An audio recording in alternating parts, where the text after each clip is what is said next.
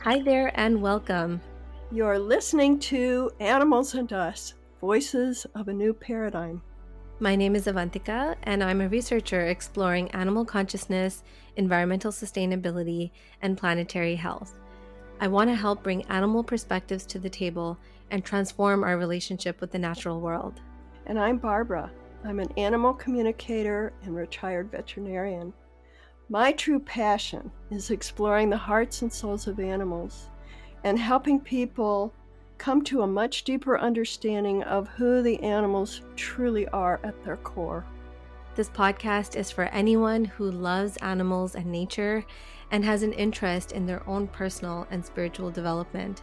We'll bring you powerful conversations with fascinating people about animal and nature sentience, consciousness, and communication. Thank you so much for joining us on this journey of love, respect, understanding, and care for the fellow beings who share our beautiful Mother Earth with us. Hello and welcome to Animals and Us, Voices of a New Paradigm. We have a very special guest here today. We're so pleased to introduce you all to Dr. Bradley Nelson, the creator of the Emotion Code and Body Code, and most recently, the Belief Code. Dr. Nelson has worked for decades as a holistic chiropractic physician and is one of the world's leading experts today on natural methods of achieving wellness and exploring how our emotions impact our health and overall well-being. He has developed simple but extremely powerful methods that anyone can use. And in fact, he says, quote, "We've taken energy healing and made it so powerful and so simple and easy that even a child can do it." He's also trained over 10,000 emotion code practitioners in over 100 countries. I've had the pleasure and honor of having personal experience having emotion code, body code, and belief code sessions done on me for the past 5 years, which have helped me tremendously, not just with health-related issues, but also in helping me grow and heal spiritually too. And we're so excited to have him here today because the emotion code and body code, and we just found out the belief code, can be used with animals because, of course, they too, just like us, have emotions and intelligent bodies. And in fact, there are chapters in both of his books that focus entirely on animals with tons of examples of dramatic results and amazing stories. And I've had experience with these sessions done for my 2 dogs and my cat and my friends' animals as well. And I've seen firsthand how specifically and with so much precision these methods can pinpoint what's going on, what's ready to be released, and what things the body wants and needs. Dr. Nelson, thank you so much for all the work that you've done and you continue to do today. We're so honored to have you here with us. Welcome to our podcast. Well, the honor is mine. Thank you both for having me on. It's great to be here. Wonderful. Well, let's get started. We have some really interesting questions here for you today. So tell us, what led you to work with the emotion code and body code on animals? Well, I'll tell you the story. It actually happened at a stable. I was always driven really to figure out what was wrong with my patients, my human patients. I didn't have any animal patients up until that time.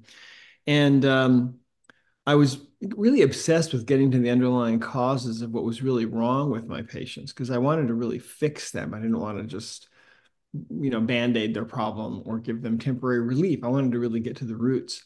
And so as time went on, I began to understand that emotions were a really big part of what was going on.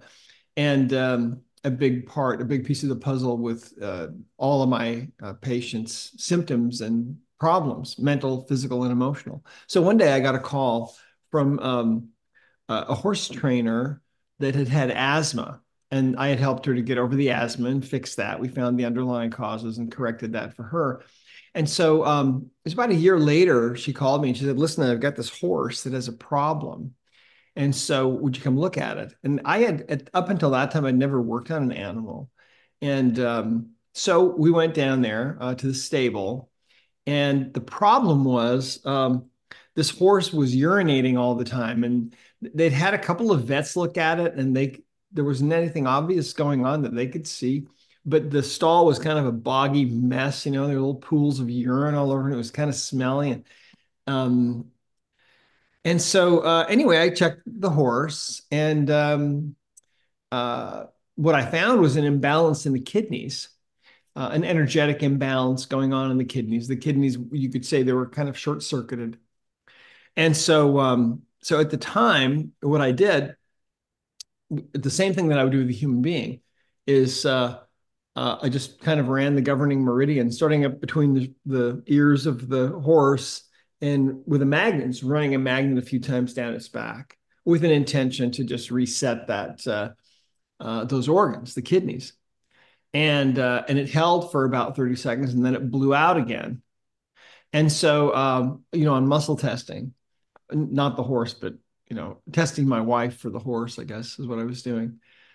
And so if that happens with a human being at that time, I learned, okay, if we turn on an organ and it doesn't hold and it shorts out again, then it's probably something emotional. But this was a horse.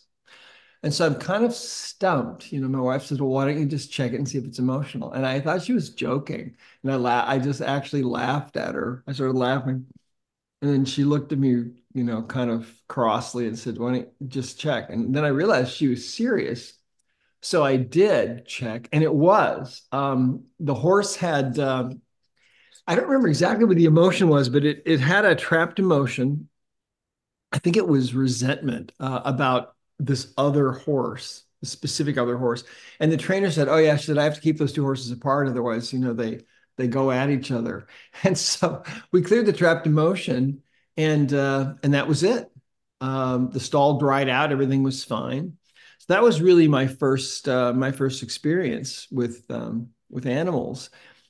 And since then, I've had many experiences with animals of all kinds, really, and it's often very very moving. I remember once, really the most moving experience that I have ever had, um, releasing trapped emotions from somebody, was actually with a horse that had been.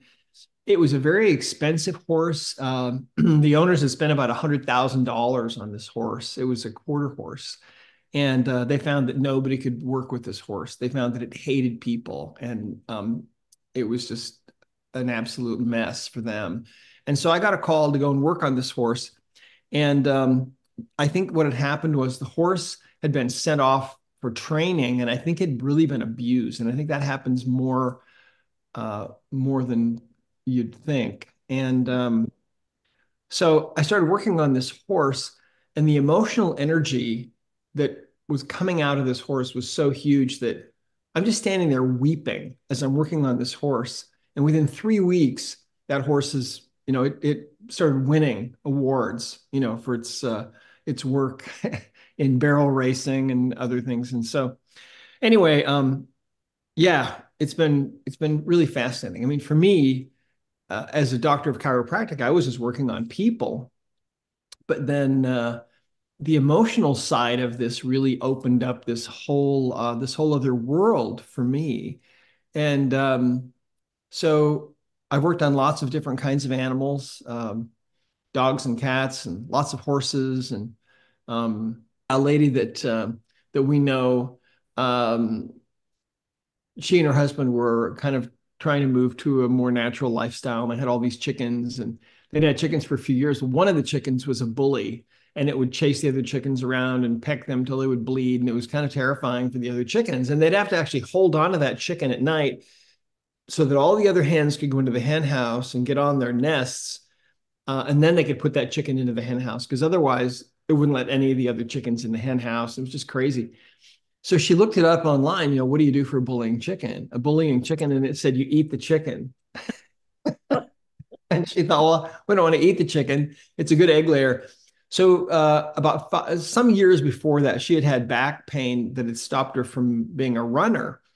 And an emotion code practitioner released some emotional baggage that fixed her and brought back her ability to run, and did that at a distance. And so she called this practitioner. She said, listen, I've got a chicken. Can you work on a chicken? And I think the practitioner said, well, I don't know if anybody's ever worked on a chicken. I don't know if chickens have emotions. I don't know. But the chicken had a trapped emotion of unsupported. And that was the one emotion. And that completely changed it. So they get along fine now. Wow, that's a great story.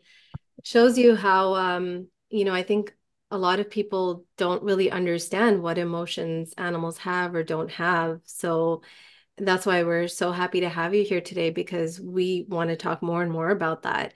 I know that the certification training for the emotion and body code requires your practitioners to do a certain amount of sessions with animals. And I've had that experience with my sister, who's a practitioner, because she did them with my animals. We're so Mhm. curious why that's included in the training program. Why is that important? Well, it's important because what we believe really is that this earth is transforming and the consciousness level of the world is expanding and we're moving at an accelerating pace really towards a whole new world that is going to be much better than any world that any of us have ever known. But we have to bring the animals with us. That was something that actually um, that an understanding that came to me from a friend, a woman who she had this experience where she was told by an angel or the other side or the voice of God or whatever that we have to bring the animals along with us if we want to change the world. And and I think that that's absolutely the truth. And part of this expanding consciousness that's happening is that we're waking up to the fact that animals are people too, kind of in a sense. In other words, they experience emotions. And the interesting thing is, when we teach people how to do the emotion code, we have them work with 5 animals because we know that if they work with 5 different animals, chances are 1 or 2 of those animals is going to have some kind of behavioral or physical issue, and they're going to see that go away. And so we want them to have that experience. And out of that experience, quite a number of our practitioners actually have decided that that's their favorite thing to do. And the two of you, I'm sure, can see that how that could happen, right?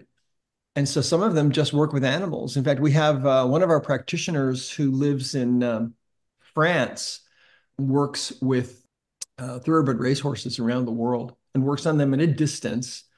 My understanding is she does really well financially and also helping these animals.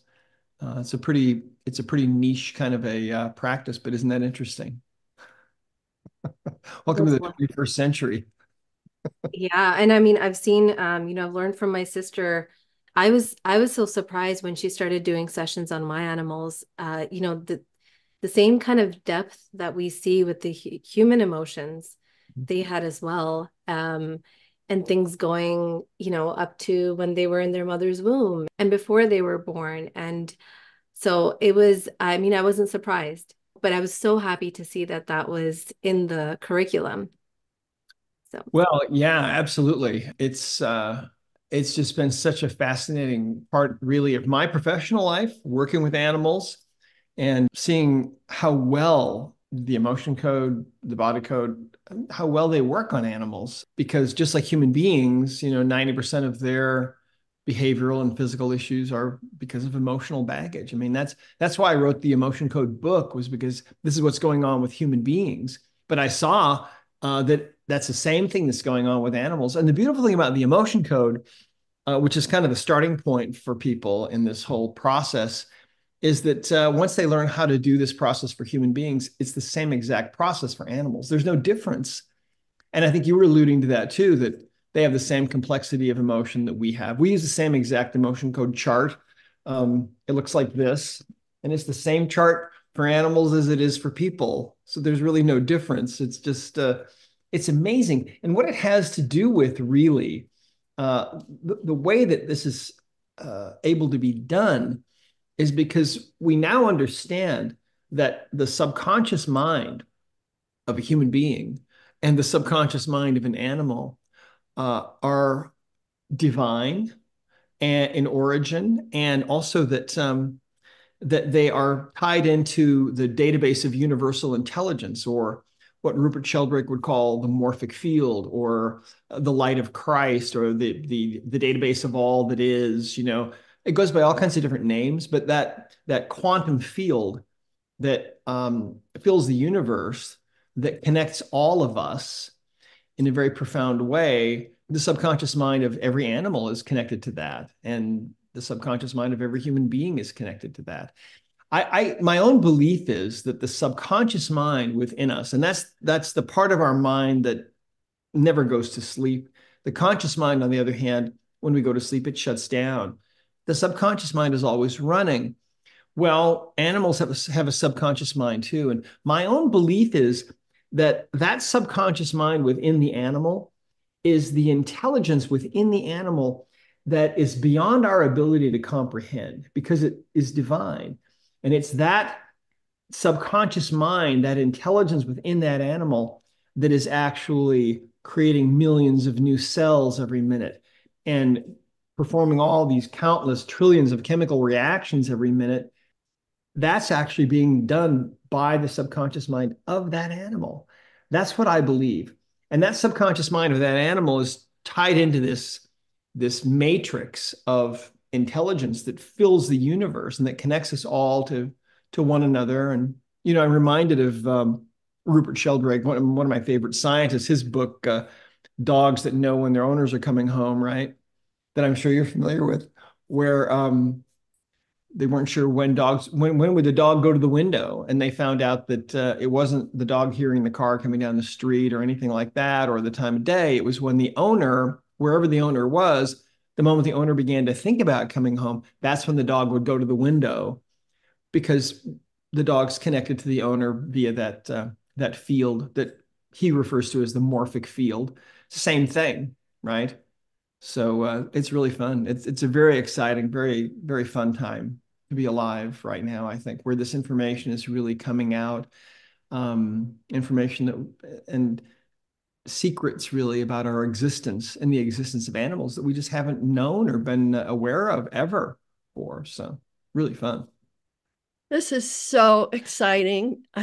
Thank you for, you said it so succinctly and beautifully, something that I've felt for many, many, many years, that a lot of the cause of disease and dysfunction in animals is related to their emotional reality. And so this is just so wonderful that you're acknowledging that and putting it out to people that they can actually work with that. It's so wonderful. So thank you for that. Absolutely. Well, and the great thing is, they can do it themselves. You can get a copy of the Emotion Code book or find one at your library, and you can learn how to do this. It's all in there.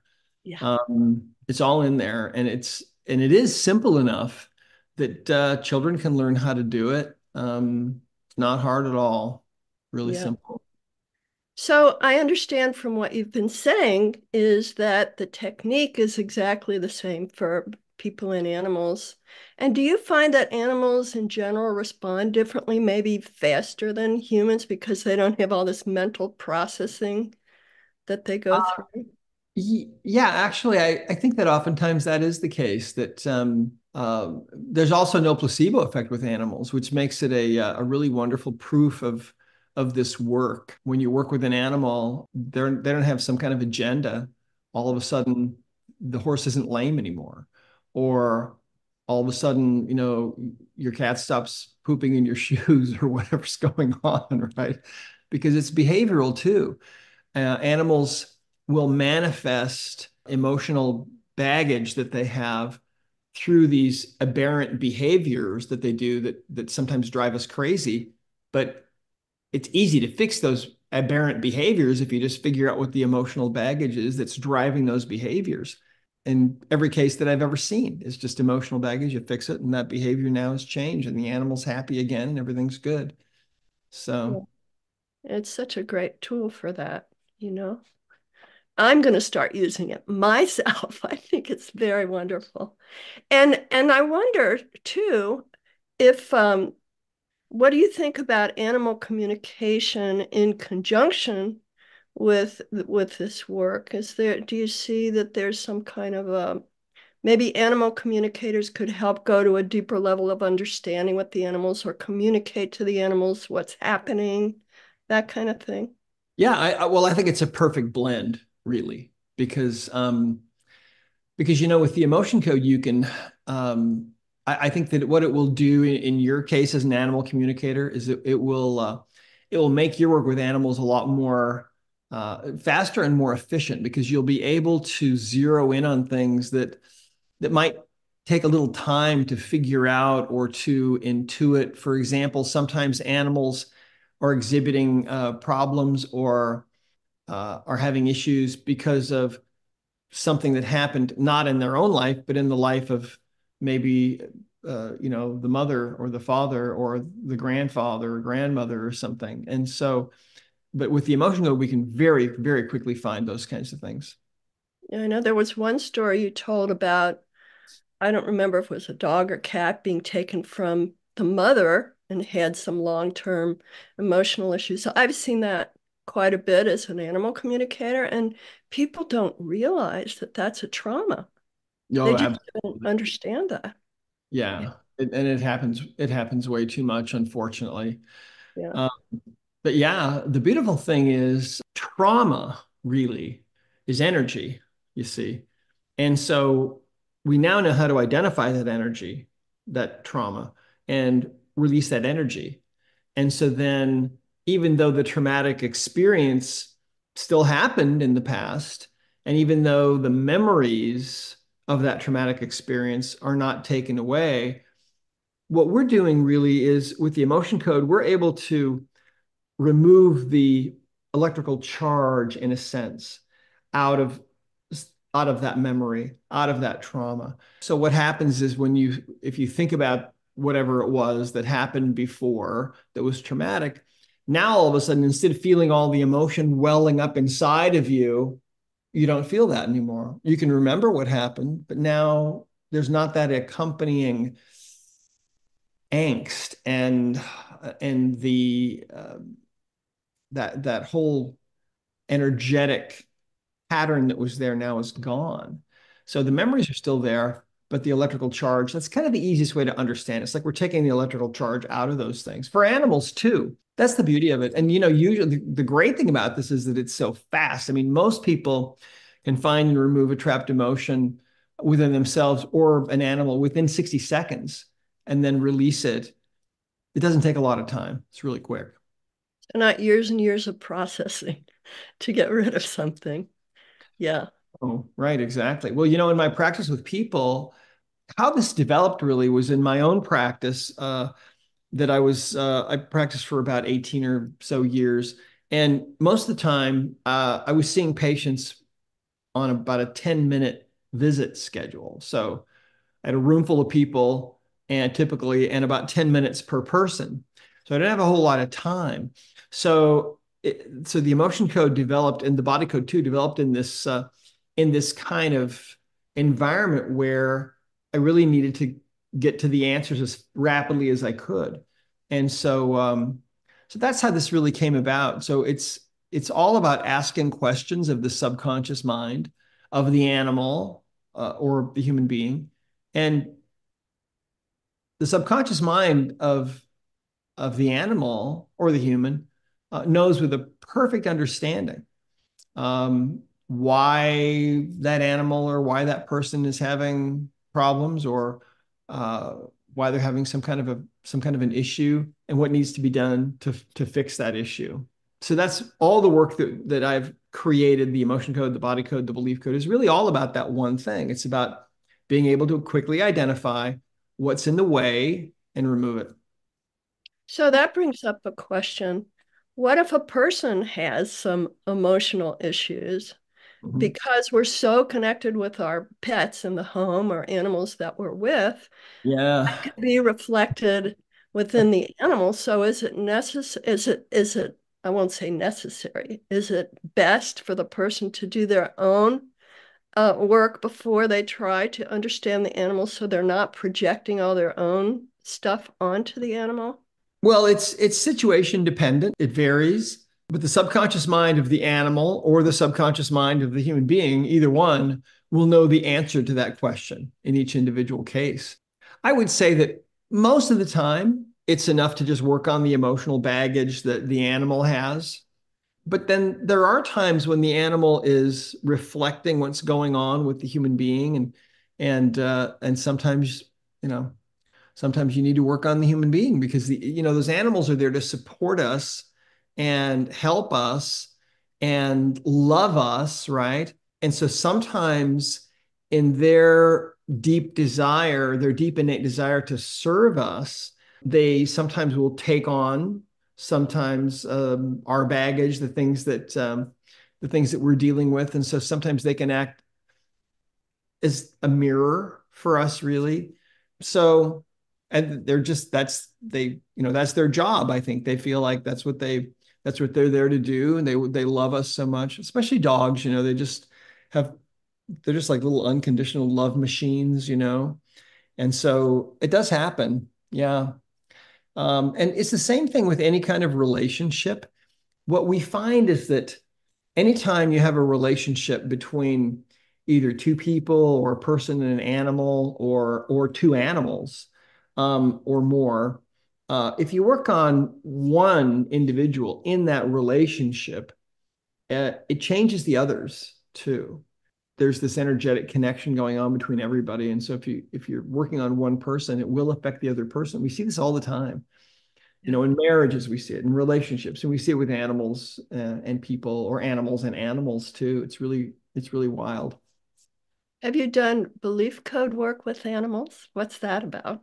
The belief code is really, really new. And in fact, let's see, it was in October, I guess, we had our first certification event for the belief code.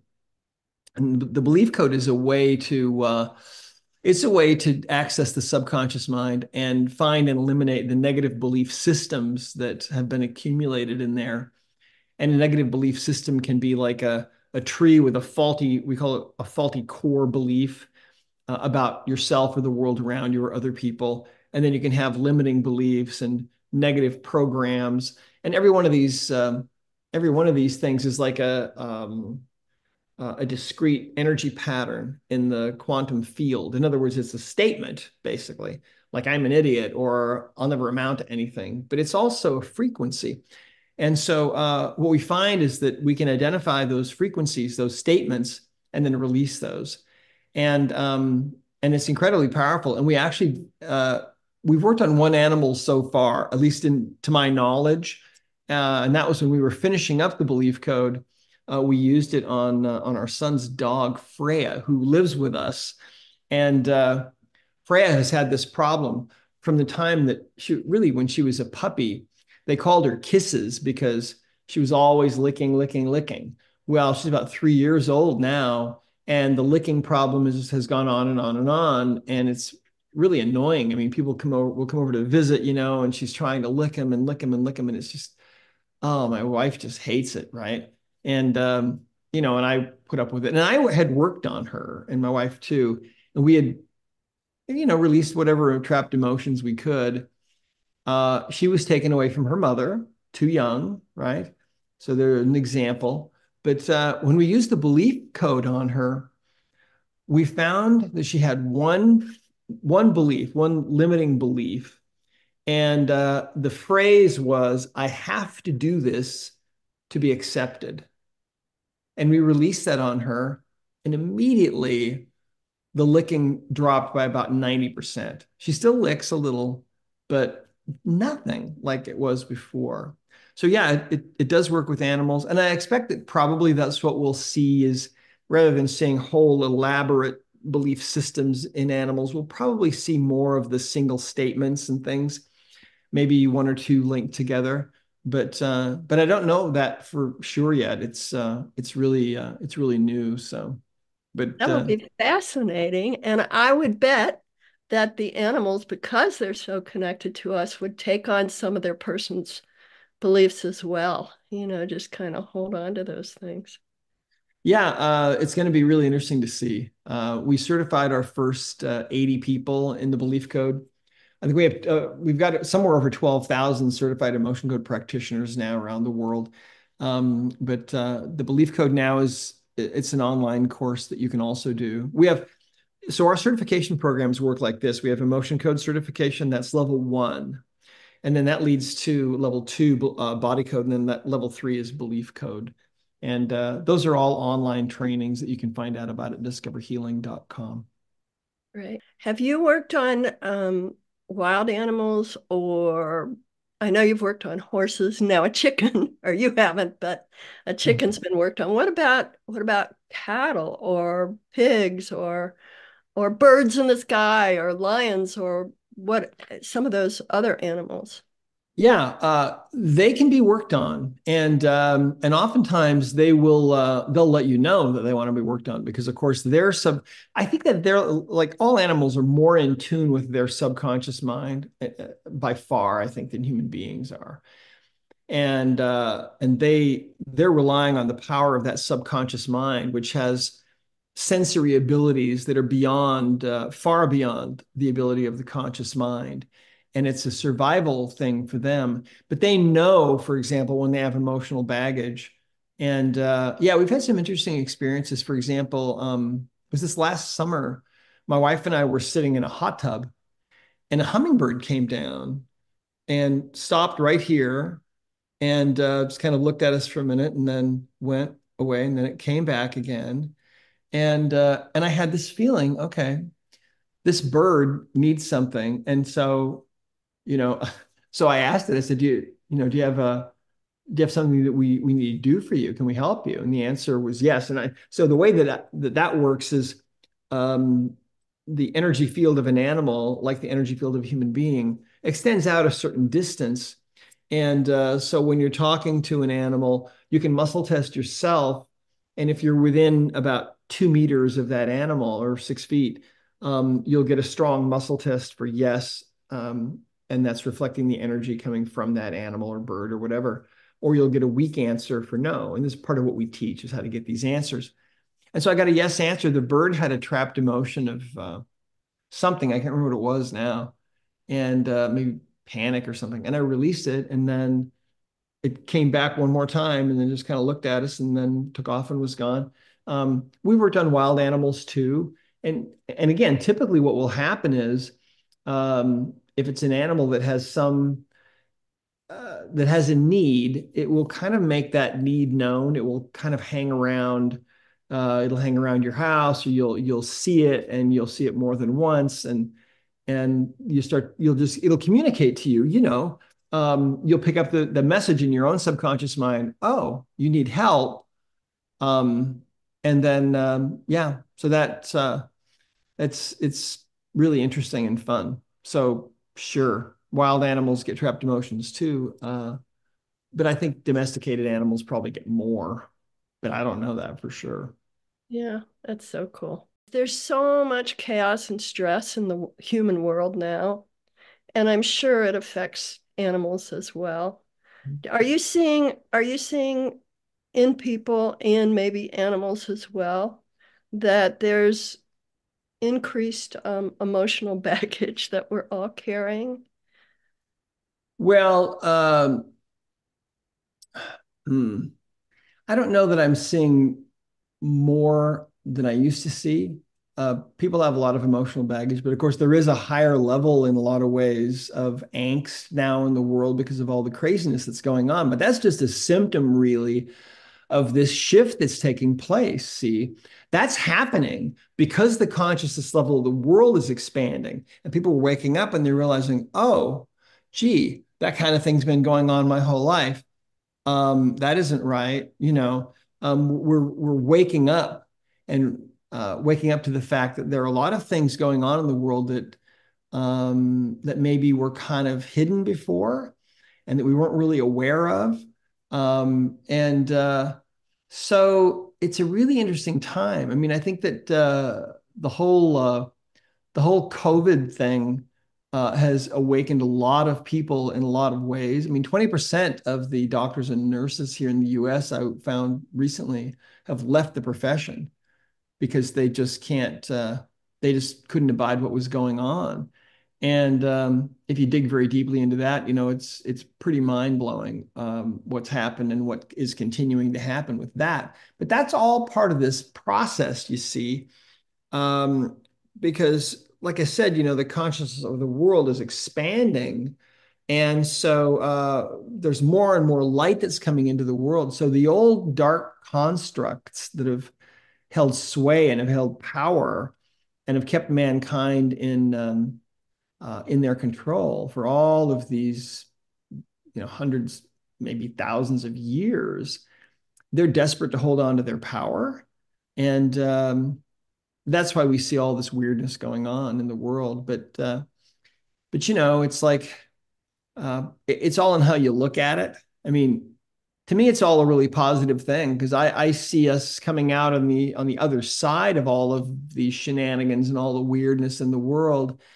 And we know how the story ends. I mean, it's been foretold for thousands and thousands of years and foreseen. Um, we're gonna all have to be wearing, really dark sunglasses when we get on the other side of all this stuff because the world that's coming is going to be a world where we're going to be communicating with everybody's going to be communicating with animals.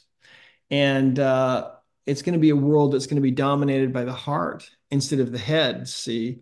With this brain, we all have two brains. We've got a heart brain and a brain up here. This brain feels nothing. And we've been running the world with this brain. In fact, a lot of the people in power still are using this brain and not the heart. And that's why, there are these insane things that you'd think we would have outgrown by now as a civilization, as a civilized world, things that are going on that are just absolutely incomprehensible. Well, that's because people are using this brain still that are on, these higher levels of uh, what would you say, the higher political levels, I guess, dark political levels. And but it's changing, and so the animals are part of that, and it's all going to work out. So we just have to hang in there long enough to see it. That's how I look at it. Yeah, and Dr. Nelson, what you've said, I think is music to both of our ears for sure that, there will be a day where we can all communicate with animals and realize that we're all interconnected. We're all part of one consciousness, just in different forms. So thank you for sharing your perspectives. I think a lot of that resonated with us and what we talk about, that there is light at the end of this. There's love at the end of this. And the animals remind us of that every day because they operate from pure unconditional love. Yeah. And the best and purest of intentions.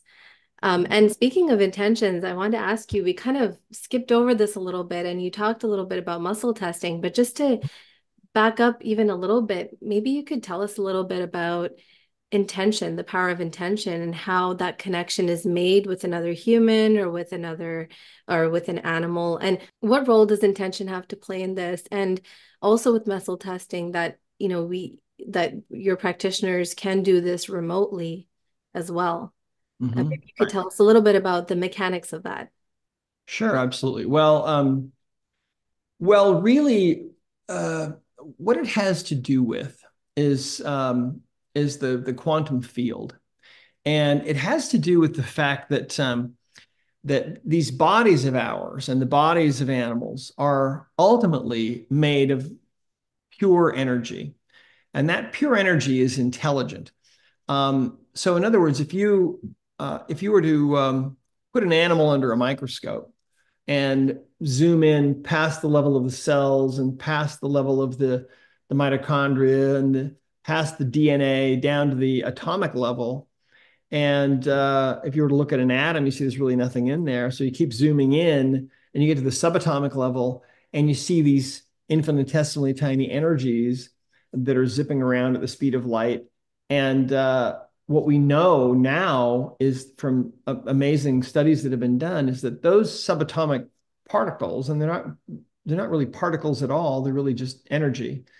Uh, those are intelligent somehow, or they're governed and guided by an intelligent mind that is the matrix of all matter, to quote Niels Bohr, the physicist.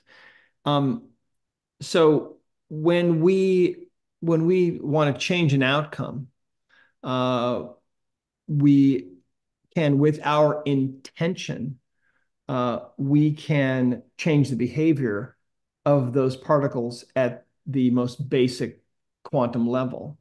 And um, so it's really interesting. And one of the things that we now know, of course, is that because we're all connected, the subconscious mind of the human being has this ability to set aside its own needs to act on behalf of another human being or another animal, no matter where they are, and can affect change through their intention. They can affect change in the quantum field of that person or that animal, no matter where they are. I mean, there is no limit really. We know that this works at least um, with distances at least as great as the diameter of the Earth. And this is routinely being done every single day, thousands of times a day by our practitioners around the world. Um, and so it really, that's what it is about. It's about the quantum field and changing things on a quantum level. And through our intention, and our intention is really just our desire to see a certain outcome, right?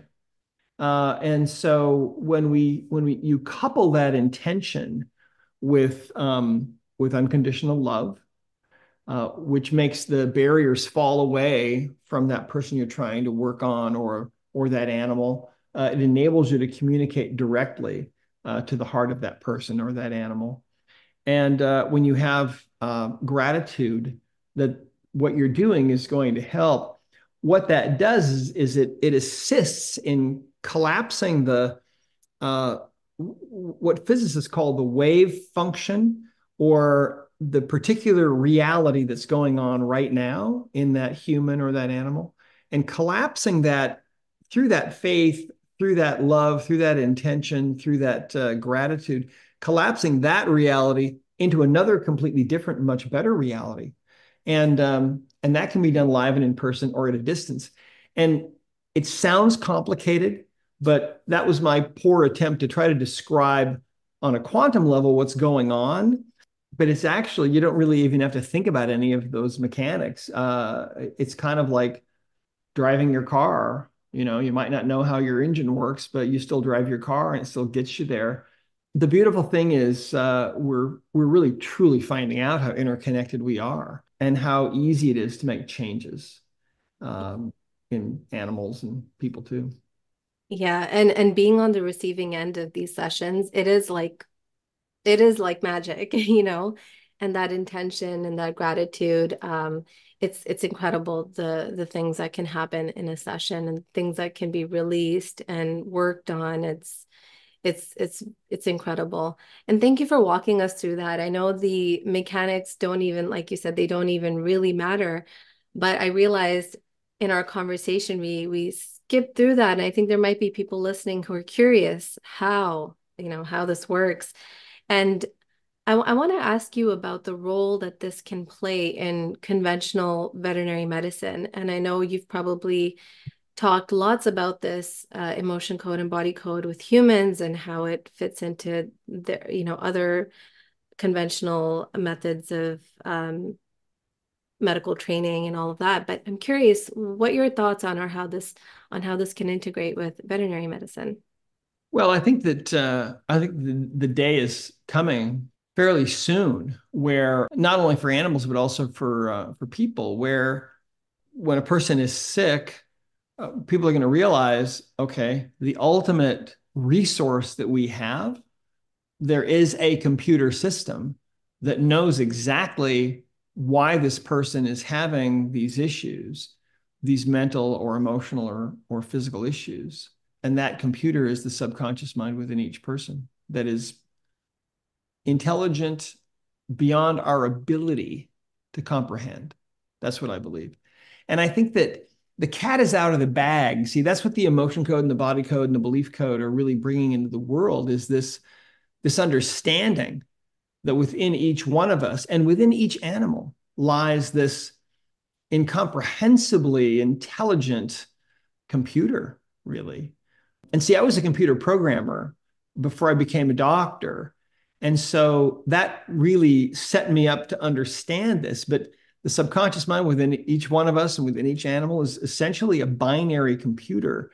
And you can ask any question that you want as long as the answer can be given back by that subconscious mind in the form of a yes or a no, which one of the ways we do that is through muscle testing, strong for yes and weak for no. And so by asking questions, we can figure out, we can get to any answer pretty much that we want. And the subconscious knows with a perfect understanding why we're having a problem or why an animal is having a problem too.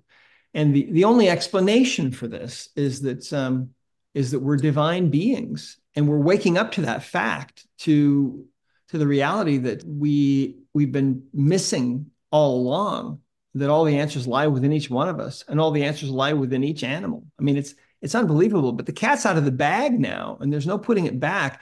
And that fundamental paradigm shift, the understanding that all the answers lie within us, this is going to change the world because it has to, because people are going to demand it eventually. People they're going to demand it. Once this understanding becomes commonplace, then there's no going back ever to the way that think about the way we do things now.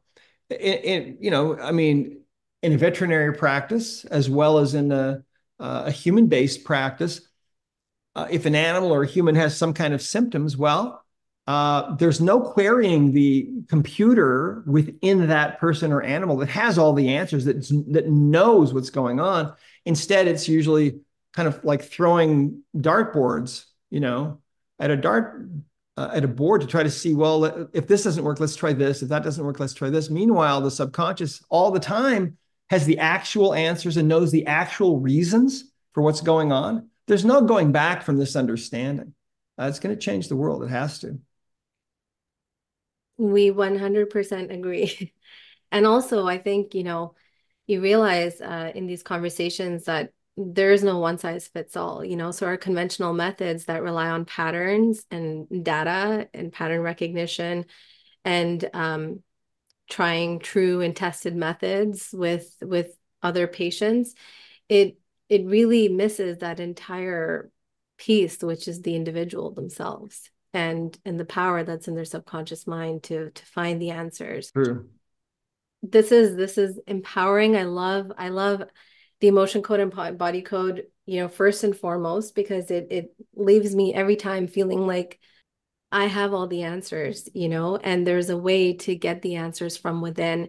Reminds us of the intelligence that's within each of us that we can tap into. It gives us a way to connect with our animals on a deeper level as well and understand what's going on with them. Thank you so much for everything you've shared with us today. I hope our audience will feel empowered and excited to read the books and to look into this and to see how they can help themselves and help their animals as well. And I'd like to thank you as well.